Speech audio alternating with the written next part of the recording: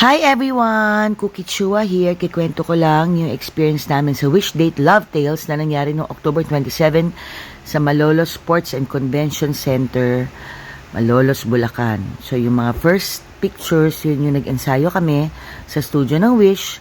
Pinaktis namin yung mga songs na assigned sa amin. And then, ayan, noong October 27, maaga kami dumating sa venue.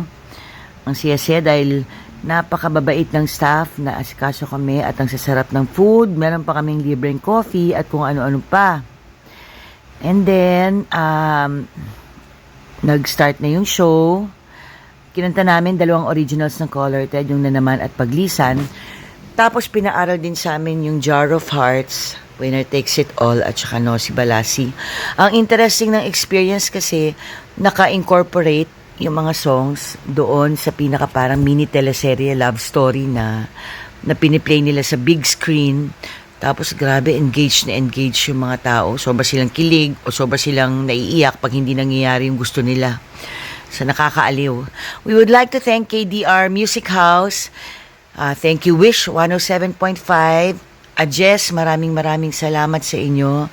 Thank you for a very wonderful experience sa Color It Red. Maraming salamat po sa uulitin.